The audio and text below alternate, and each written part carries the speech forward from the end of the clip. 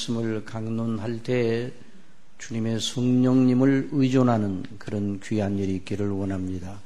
성령님이 아니고는 어느 누구라도 하나님의 말씀을 바르게 받고 믿음으로 화합하여 자신의 영혼에 참된 유익을 얻을 사람이 없습니다.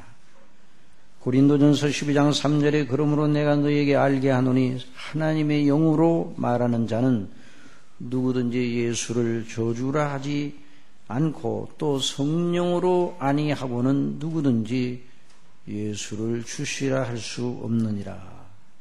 이렇게 말씀하셨습니다. 그러므로 우리가 교회에서 예배를 드릴 때는 늘 성령님의 인도하심을 마음으로 간구하면서 말씀을 들어야 합니다. 우리는 연이어 영생의 주제를 놓고 말씀을 듣고 있습니다. 영생이란 무엇인가? 여러 번 강조하였지만 이 문제보다 더 큰 문제가 어디 있겠습니까? 영원히 존재하느냐 이런 문제가 아닙니다. 영생은 누구든지 영원히 존재합니다. 사람으로 태어난 사람은 그 영혼이 멸절되지 않도록 하나님께서 지으셨기 때문에 영원히 존재하게 되어 있습니다.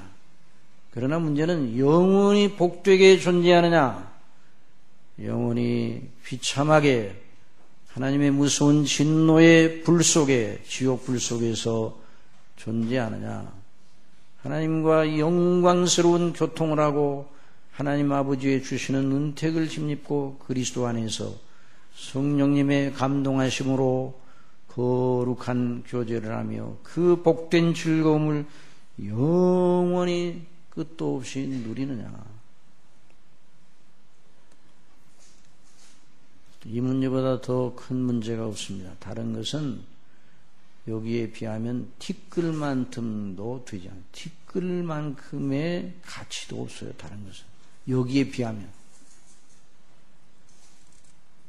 다른 것은 다 의미가 없다는 말이 아니라 여기에 비하면. 그래서 하나님께서 당신의 말씀인 성경을 통하여 끊임없이 영생과 멸망을 대조하시며 둘 중 어느 것을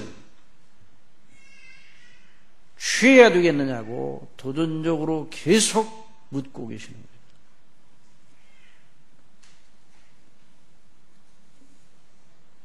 두 길밖에는 없습니다. 인생 앞에.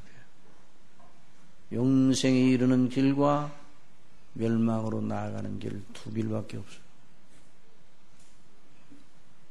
하나님의 세상을 이처럼 사랑하사 독생자를 주셨으니 이는 저를 믿는 자마다 멸망치 않고 영생을 얻게 하려 하십니다.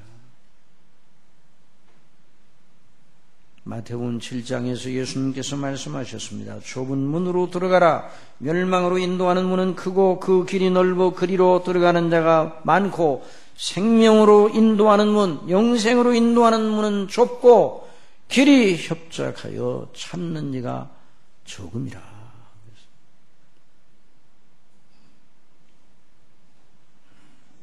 그러나 여러분 누구나 빠짐없이 하나도 예외 없이 두 길 중 한 길을 지금 가고 있습니다.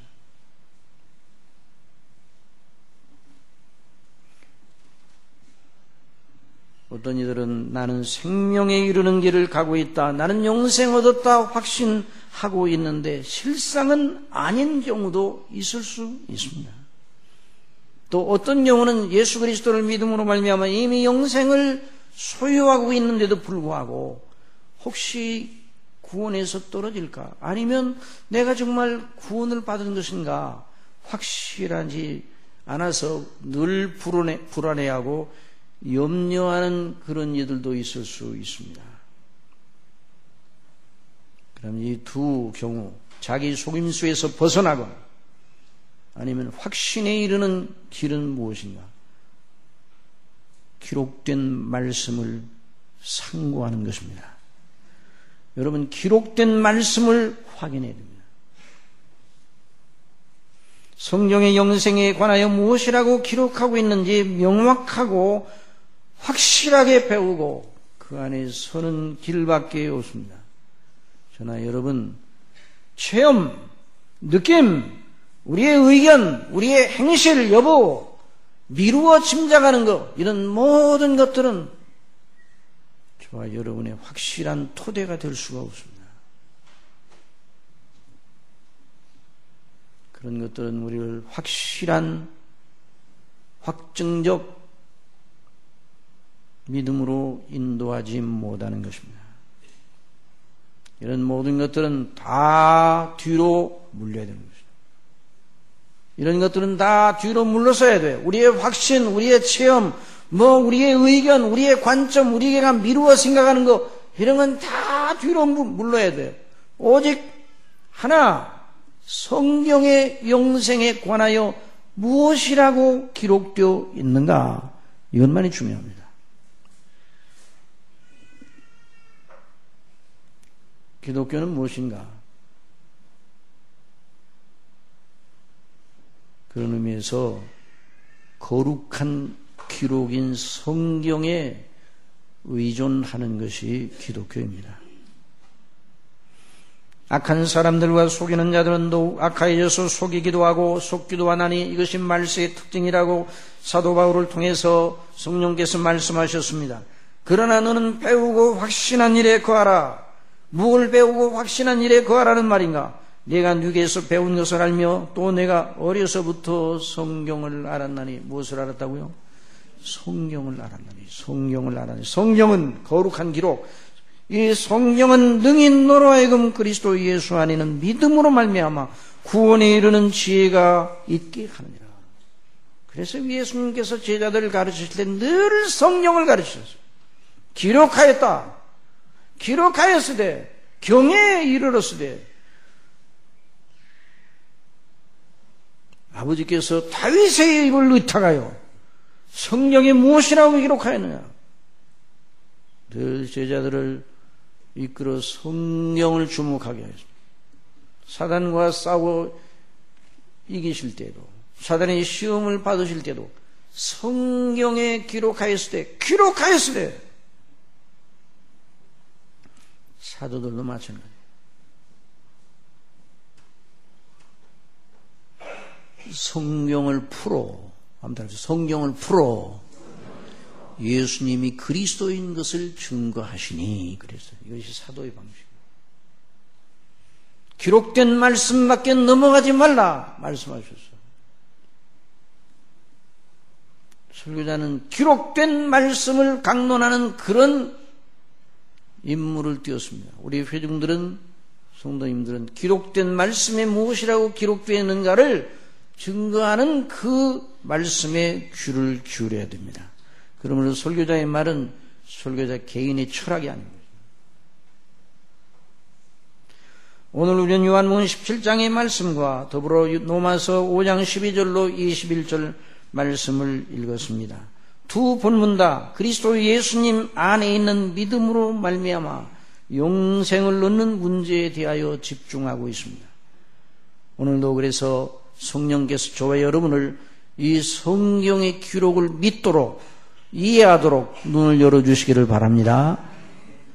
아버지께서 아들에게 주신 모든 자에게 영생을 주게 하시려고 만민을 다스리는 권세를 아들에게 주셨음이로소이다. 영생은 곧 유일하신 참 하나님과 그의 보내신 자 예수 그리스도를 아는 것이니라.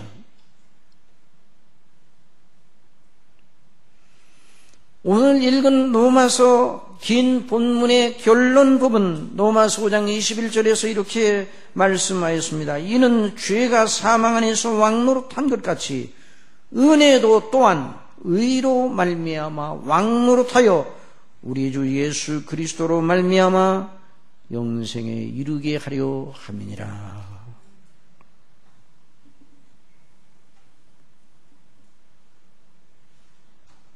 저와 여러분의 영원한 운명, 영원한 행불행의 관권은 오직 하나에 달려 있습니다. 한번 다릅시다. 성경대로 예수 그리스도를 믿느냐? 거기에 달려.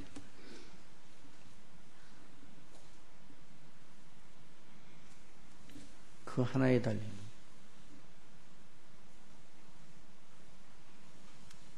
하나님께서 성경을 우리에게 주시는데 그 성경이 줄기차게 그것을 갑니다. 반복적으로 줄기차게 이 모양 저 모양으로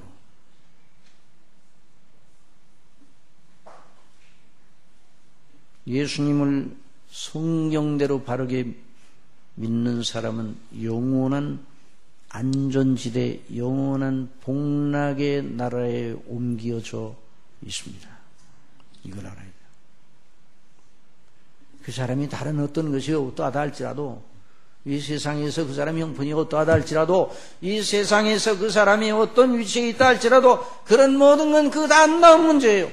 예수 그리스도를 구주로 믿느냐, 바르게 믿는다면 그는 영원한 하나님 나라의 영광에 들어간 사람입니다. 그래서 흑암의 권세에서 건져내서 하나님의 사랑하는 아들의 나라로 옮기셨다고 사도 바울이 골로새 교인들을 향해 보낸 편지에서 말씀을 했어요. 자, 그래서 오늘 그 이치를 본문에서 배우기를 원합니다. 5장 21절, 로마서 5장 21절, 인생들 모두 위에 군림하여 왕노릇하는 두 왕을 비교하면서 우리의 믿음을 독려합니다. 하나는 죄라는 왕입니다.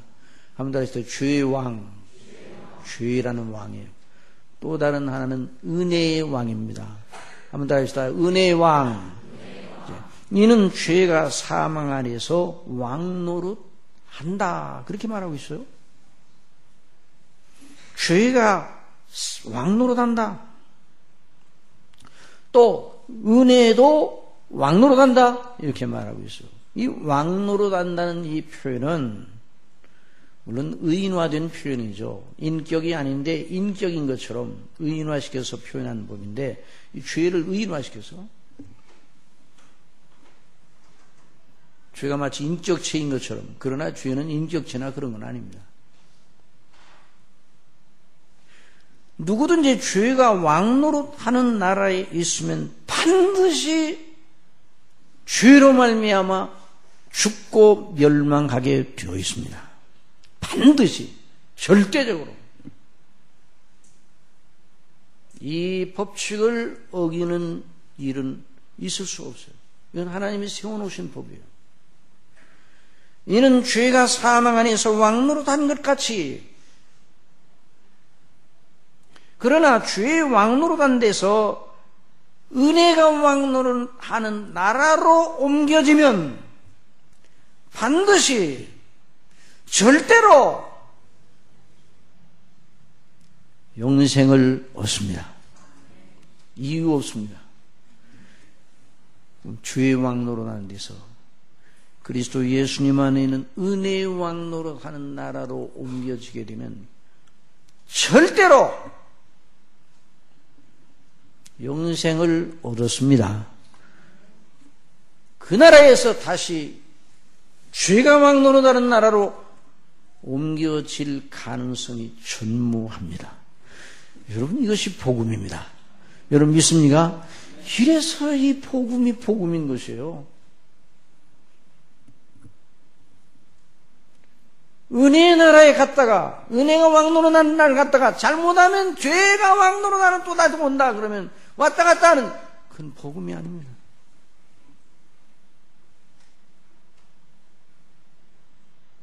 은혜의 왕노릇에 속한 사람이 이전에 사망과 멸망의 상태로 떨어지는 일은 절대로 없습니다. 제가 말하는 게 아니라 이 본문이 말하고 있습니다. 본문대로 믿으시기 바랍니다. 본문대로 믿으시오. 왕노릇한다는 표현은 그것을 이겨낼 장사가 그 나라에는 없다는 말이에요. 왕국시대에 왕은 모든 권한을 가지고 있어 왕의 생각이 곧 법이었어. 왕이 모든 권한, 입법권한, 사법권한, 모든 행정권한을 다 가지고 있었습니다. 왕의 말이 곧 법이요, 왕의 명령이 곧 행정명령이요, 왕의 판단이 바로 최고의 판결이었어요. 왕을 이겨낼 장사가 없어.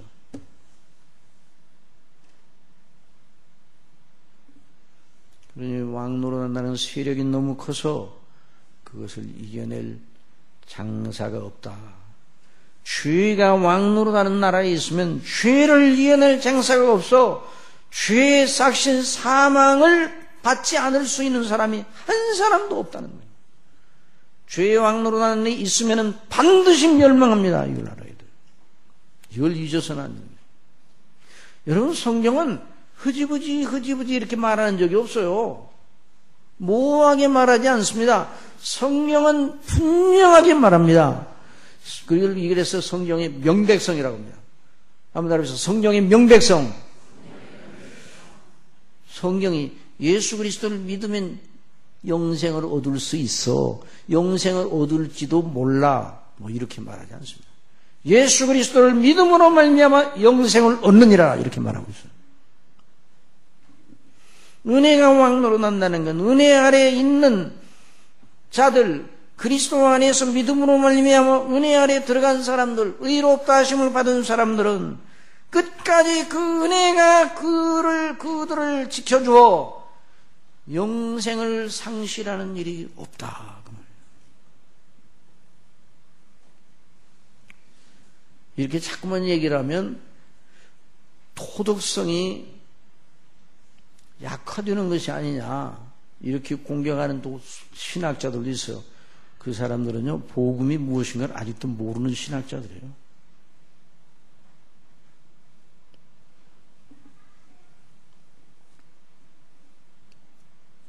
죄의 문제를 바르게 해소하고 이겨낼 수 있는 건 은혜의 원리입니다. 은혜가 죄를 이깁니다. 여러분 믿습니까?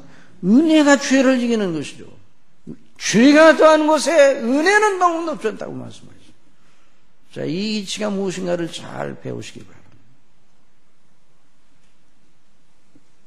그래서 바울이 로마서 5장 21절에서 분명하게 말씀을 하셨습니다.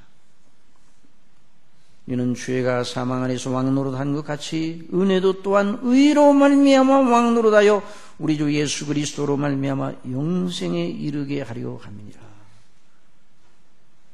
그러면 이런 결론에 이르기 위해서 사도 바울이 로마서 12장 5장 12절로부터 어떤 식으로 그 이치를 설명해 주었는가, 성령께서 사도 바울로 하여금 어떻게 해서 그렇게 되는가 하는 이치를 알아야 될 거 아니에요.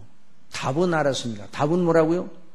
답은 예수 그리스도를 믿음으로 은혜 아래에 있는 자는 반드시 영생을 얻습니다. 믿습니까?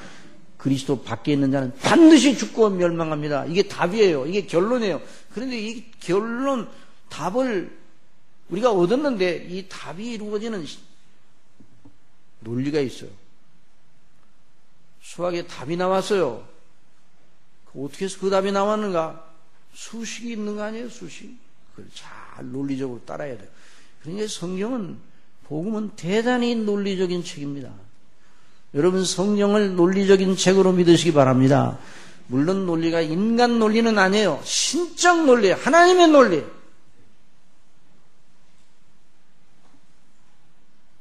인간적인 논리는 아무리 고생해도 하나님이 계신 줄도 모릅니다. 그냥 오늘날 철학은 아직도 수천 년의 철학사가 있어서 자랑하지만은 하나님이 계신 것조차도 결론을 아직 못 내리고 있어요. 인간의 논리. 철학은 인간의 지성의 논리예요.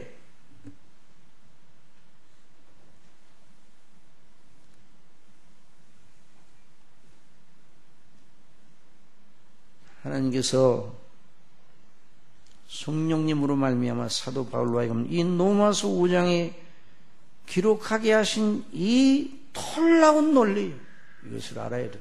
이 논리를 견지해야 믿음에서 흔들리지 않습니다. 그걸 분명히 알아야 돼요. 수학도 공식 있잖아요. 공식의 이치를 알아야 어떤 문제가 나와도 응용해서 다 풀어낼 수 있는 거예요.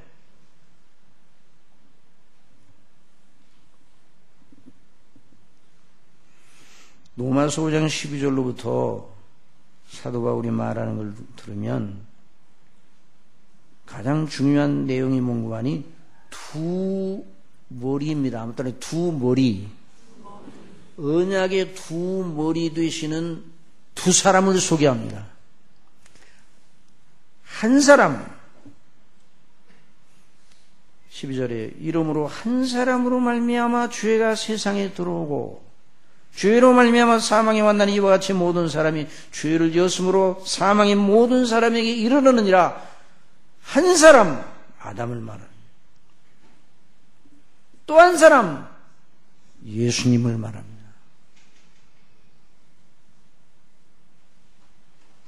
모든 인류를 대표하는 두 머리는 바로 아담과 그리스도뿐입니다. 에덴 동산에서 하나님께서 아담으로 하여금 당신 자신과 언약하게 하셨습니다. 창세기 2장 9절에 여호와 하나님이 그 땅에서 보기에 아름답고 먹기에 좋은 나무가 나게 하시니 동산 가운데는 생명나무와 선악을 알게 하는 나무도 있더라. 자, 무슨 나무 있다고요? 생명나무와 선악을 알게 하는 나무 두 나무를 가지고 하나님께서 아담과 언약하셨어요. 여호와 하나님이 그 사람에게 명하여 가라사대 동산 각종 나무의 실과는 내가 임의로 마음대로 먹을 수 있어.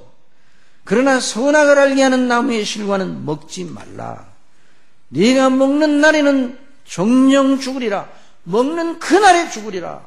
먹는 그 즉시 죽으리라 말씀하셨어요.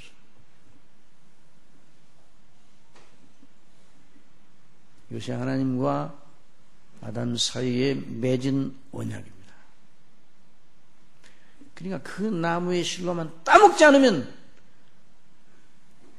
영생하는 거죠. 그 옆에 바로 생명나무의 실과예요.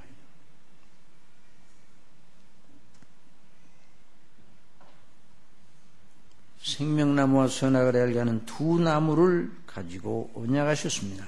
그런데 아담은 개인 자격으로 하나님 앞에 선 것이 아닙니다. 바로 그 후손 전체를 대표하는 머리로 서게 하셨습니다. 이러므로 한 사람으로 말미암아 죄가 세상에 들어오고, 여기서 말하는 세상, 인류 세계, 죄로 말미암아 하나님의 죄가 없는 완전 무결한 그 본래의 창조 세계 속에 죄가 들어왔어요. 사망이 왔나니, 죄로 말미암아 사망이 왔나니 이와 같이 모든 사람이 죄를 지었으므로 사망이 모든 사람에게 이르느니라. 아담이 선악을 알게 하는 나무의 실과를 따먹던 바로 그날에 아담 안에서 모든 그의 후손들 전체가 죄를 범하고 전체가 죽은 것이나 마찬가지입니다.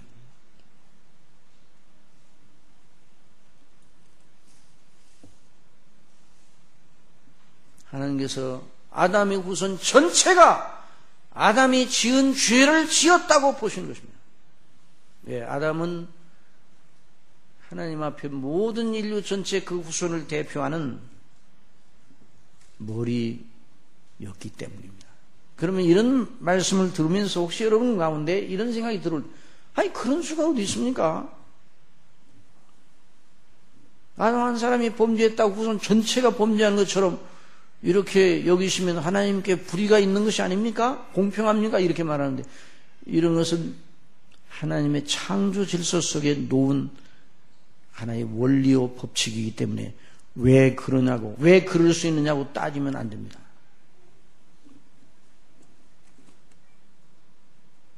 피조물은 창조주의 주권적 행사에 대해서 힐문하는 조롱 섞이고 또는 하나님을 불의하게 몰아대면서 던지는 질문을 절대로 던져서는 안 되는 것이죠. 이걸 인정하지 않으면 예수 그리스도 안에서 구원하시는 하나님의 방식도 거부하게 되는 것이죠. 아담 안에서 모든 사람이 범죄하였습니다. 모든 인생은 원죄를 가지고 태어나 죄를 지은 자로 태어나 그 죄의 싹신 죽음을 맞을 운명을 가지고 태어납니다. 그러므로 이 땅에 사람이 태어나면 그 악인은 죽기 위하여 태어나는 셈입니다. 저와 여러분도 그렇게 이 세상에 태어났습니다. 누가 인생 찬가를 불렀나요? 하나님께서 모든 피조물보다 인생을 고상하게 지으셨습니다. 그러나 인생은 모든 피조물 중에서 가장 부패하고 가장 누추한 존재가 되었습니다.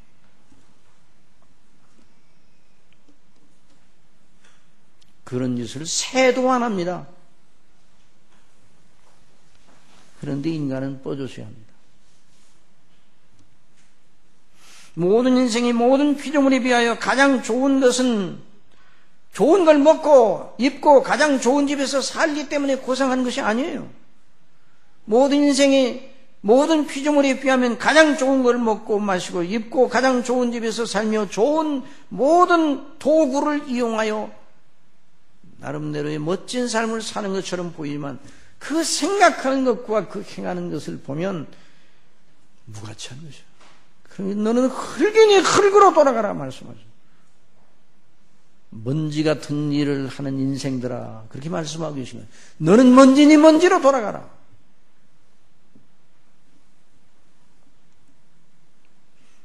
그 영혼을 주신 하나님께서 심판대 앞에 모든 인생을 세워놓으시고 판단을 하시는데 영원한 지옥 형벌을 받아야 할 비극의 대상으로 보시는 것이에요. 예레미야 17장 9절에 만물보다 거짓되고 심히 부패한 것은 마음이라 인간의 마음이요 누가 능히 이를 알리오. 전도서의 7장 29절에 나의 깨달은 것이 것이라 곧 하나님이 사람을 정직하게 지으셨으나 사람은 많은 꾀를 낸 것이냐. 그래서 마태복음 10장 28절에 몸은 죽여도 영혼은 능히 죽이지 못하는 자들을 두려워하지 말고 오직 몸과 영혼을 능히 지옥에 멸하시는 자를 두려워하라. 이 말씀을 존 버년이 깨닫고, 존 버년은 1628년에 나서 1688년에 하나님께 부르심을 받은 하나님의 신실한 설교자요 하나님의 사람이었는데, 존 버년이 청년 때 아주 우리식으로 말하면 망나니처럼 살았어요. 그러다가 복음을 받고 하나님의 살아계심과 하나님의 심판에 대한, 그리고 죄가 무엇인가에 대한 눈을 뜨게 되었습니다. 그리고 몸을 죽여도 영혼은 능히 죽이지 못하는 자들을 두려워하지 말고 오직 몸과 영혼을 능히 지옥에 멸하시는 하나님을 알고 나서 두려움과 공포에 시달렸습니다. 왜냐하면 나는 반드시 내 행실대로 하나님이 나를 판단하시면 나는 지옥에 가게 되었구나. 나는 지옥에 가게 되었구나. 나뭇가지에 날아다니다가 앉아있는 새를 보고 너는 좋겠다. 너는 죽으면 그만이지만 나는 지옥에 가서 영원한 무서운 하나님의 진노를 맞게 되었으니 오라 나는 정말 불쌍한 사람이로구나. 애타했어요.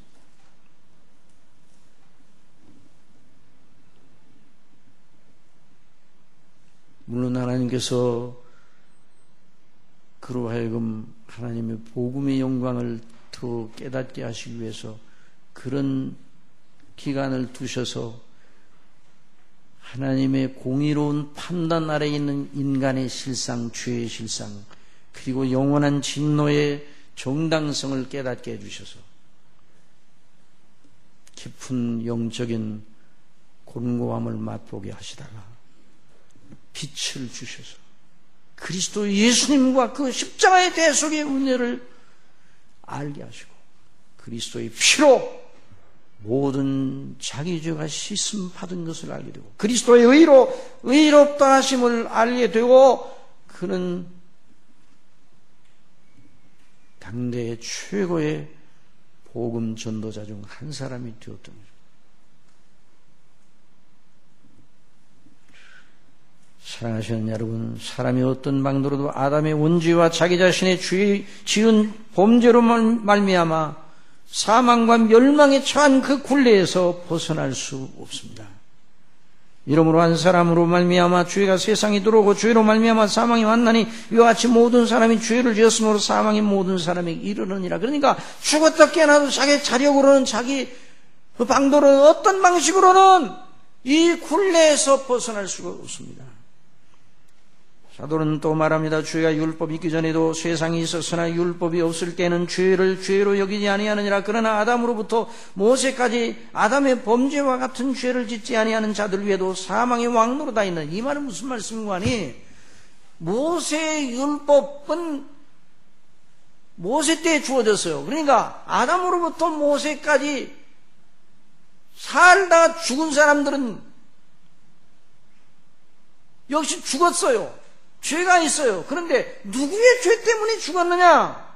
모세의 율법의 정죄를 받아 죽은 것이 아니라 아담이 지은 죄에 참여하여서 죽었다는 거죠. 사망이 모든 사람에게 이르느냐?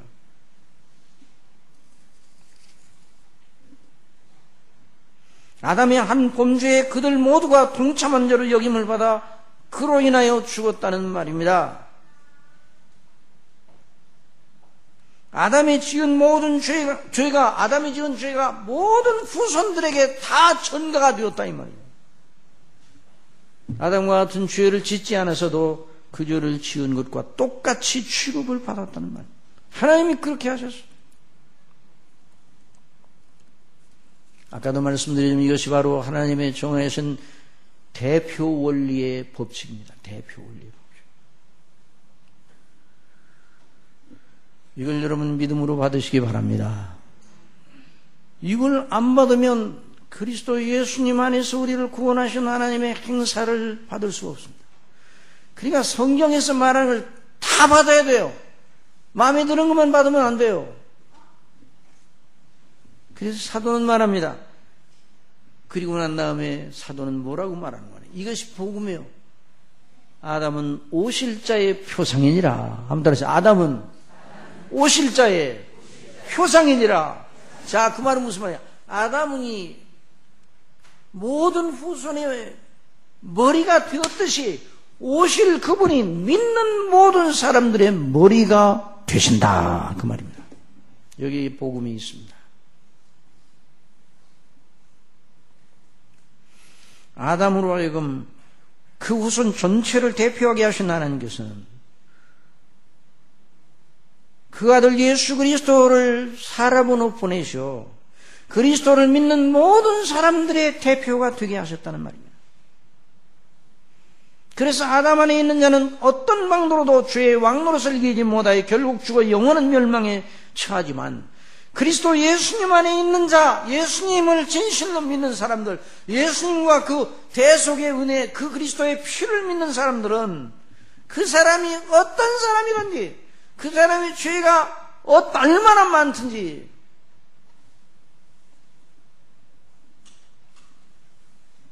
자신의 연약과 허물과 사단의 관계와 세상의 유혹이 아무리 심하더라도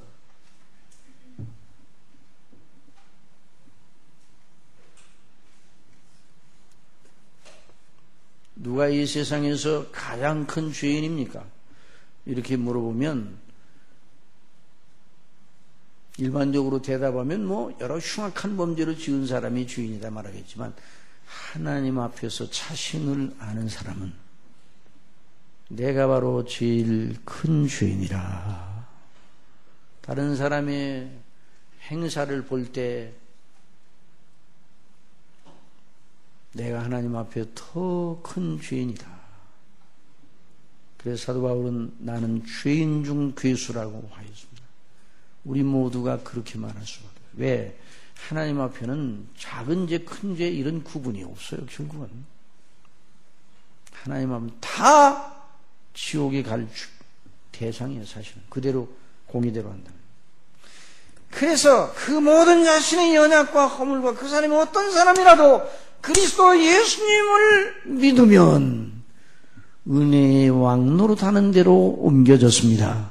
그러므로 그 의로 말미암아 그 그리스도의 의로 말미암아 반드시 영생에 이르게 된다고 말씀을 하고 있어요.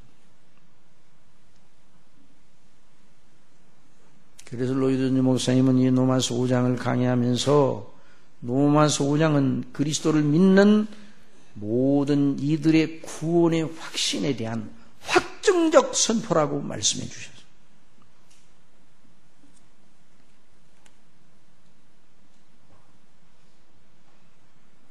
사도의 논리를 더 따라가 봅니다.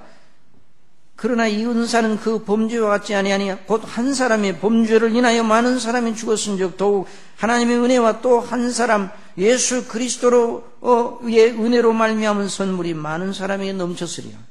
그러나 이 은사는 그 범죄와 같지 아니하니란 말은 이 은사는 은혜의 선물을 말하는 겁니다. 성령의 은사, 고린도전서의 12장에 나오는 뭐 방언의 은사, 무슨 은사, 그 은사를 말하는 게 아니에요. 여기서 말하는 은사는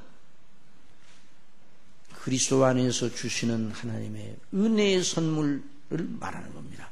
영생의 은사입니다. 죄의 싹은 사망이요 하나님의 은사는 그리스도 예수 우리 주 안에 있는 영생이니라. 로마서 6장 23절에서 말했습니다. 아담이 범죄한 그 범죄로 인하여 아담의 후손 모두가 그 범죄에 참여한 것으로 여겨지고 그 다 사망에 이르게 되었습니다. 그러나 예수 그리스도를 믿는 사람들은 그 믿음으로 말미암아 은혜의 선물인 은혜, 순전히 은혜의 선물이에요. 왜 은혜인가? 그 사람의 것이 하나도 포함되지 않아요.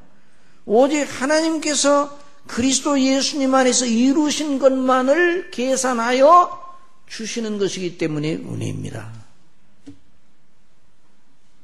곧 한 사람의 범죄를 인하여 많은 사람이 죽었은즉 아담 때문에 더욱 하나님의 은혜와 또 한 사람 예수 그리스도의 은혜로 말미암은 선물이 많은 사람에게 넘쳤으리라. 연하에 논리적으로 한 사람의 범죄로 인하여 많은 사람이 죽었다면 한 사람 예수 그리스도로 말미암아 믿는 모든 사람들에게 은혜는 얼마나 더욱 넘쳤겠느냐 이런 말이에요. 그러니까 그리스도 안에 있는 구원을 확실하게 말하고 있습니다. 여러분 그리스도 예수님 안에 있으면 확실하게 구원을 받는다는 걸 믿으시기 바랍니다. 그리스도 밖은 지옥이에요. 그리스도 밖은 사망과 멸망과 지옥이에요. 그리스도 밖은 죄가 왕노릇해요. 그리스도 안에는 은혜가 왕노릇합니다. 그리스도가 행하신 그 놀라운 구속의 은혜, 피의 효력이, 부활의 권능이 왕노릇합니다. 그러니까 은혜가 값싼 은혜가 아니에요. 어떤 사람들은요, 이걸 목사님 너무 강조하면 사람들이 이걸 의지해가지고 방종에 빠져요. 그런데 그런 사람들이 그렇게 얘기합니다. 방종에 빠지지 않는다. 은혜를 덜 강조하니까 방종에 빠지는 거야. 은혜의 놀라운 능력을 모르니까 값싼 은혜로 생각하는 것이죠. 예수님이 피를 흘려 죽으신 것이 값싼 은혜예요? 값싼 것이에요? 예수님이 누구십니까? 하나님이셔요. 그분이 말씀이 육신이 되어 우리 가운데 거하심이 우리가 그 영광을 보니 독생자의 영광이요 은혜와 진리가 충만하더라. 그분이 저와 여러분을 위해서 죽으셨습니다. 그러니 그 피의 효력이 얼마나 놀랍고 위대하고, 그래서 죄가 아무리 많아도 그 은혜가 이긴단 말이죠. 그래서 은혜의 왕노릇이에요.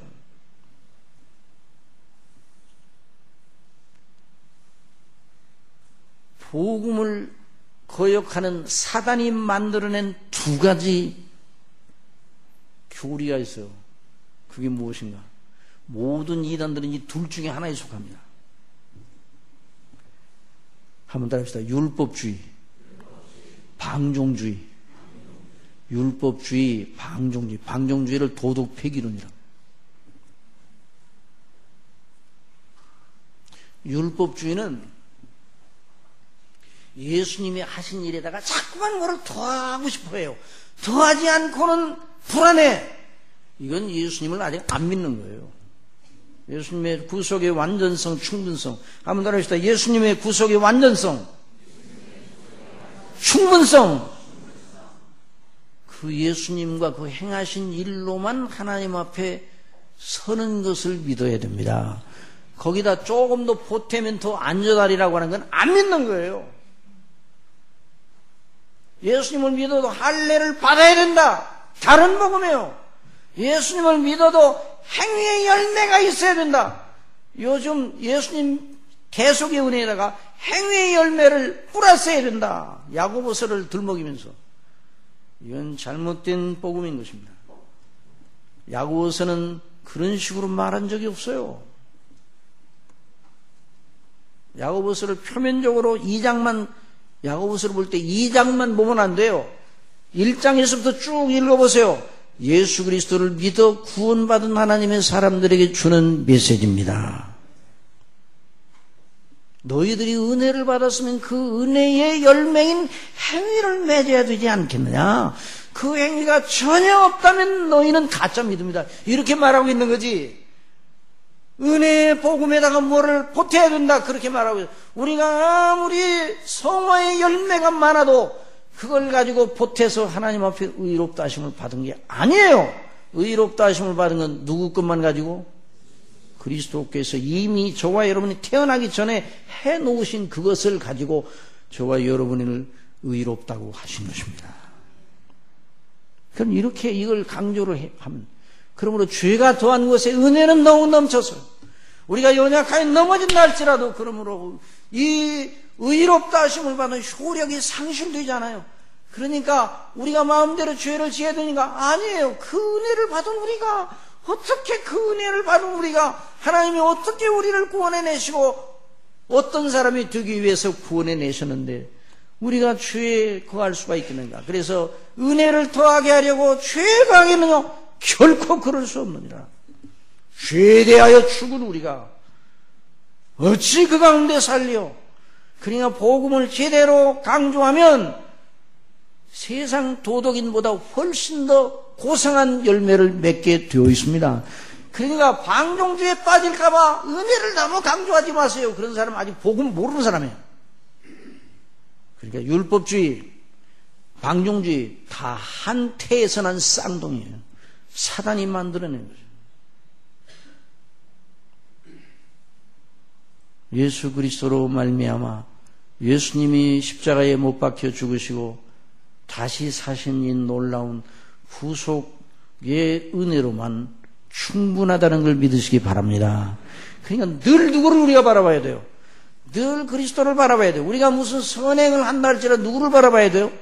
그리스도를 바라봐야 돼요. 무슨 하나님 앞에 하나님의 법대로 하나님의 계명을 순종하더라도 누구를 바라봐야 돼요? 그리스도를 바라봐야 돼요. 그래서 성화의 동기가 바로 의롭다 하심을 받은 은혜로, 그리고 성화의 능력이 어디 있는가? 여전히 그리스도의 피에 있어요. 성령께서 우리 속에서 그렇게 역사를 하죠. 그래서 이 복음의 은혜를 강조하고 이것을 인하여 기뻐하던 세대의 사람들이 가장 하나님 앞에 아름다운 그리스도의 형상을 보여주던 시대였어요. 청교도 시대, 종교의 영적 각성 시대, 참된 부흥 시대, 이런 시대가, 이 복음의 은혜를 강조하던 시대가 가장 정결한 하나님의 사람의 모습이 나타났어요. 왜 그러면 오늘날 그리스도인이라고 하면서 우리가 다 연약에 빠져 있는가? 복음에 대한 은혜를 받고도 왜 연약에 빠져? 그리스도와 계속의 은혜를 집중하는 일을 멈췄기 때문입니다.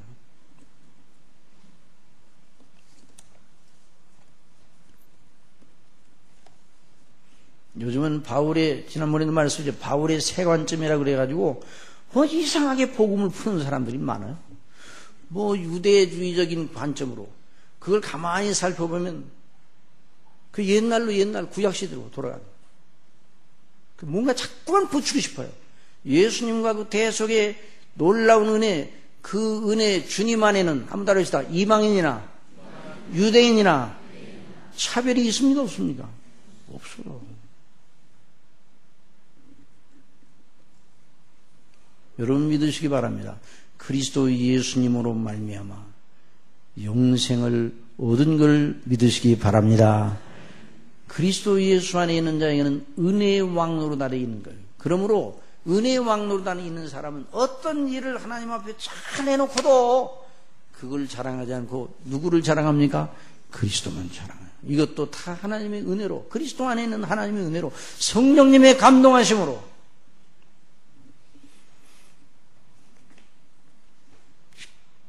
시간이 많이 가서 이제 마치고자 합니다. 참된 믿음은 자기의 주관, 자기의 체험, 자기의 관점, 자기의 의견, 이런 것에 매이는 믿음이 아니에요. 이걸 다 버려야 돼요.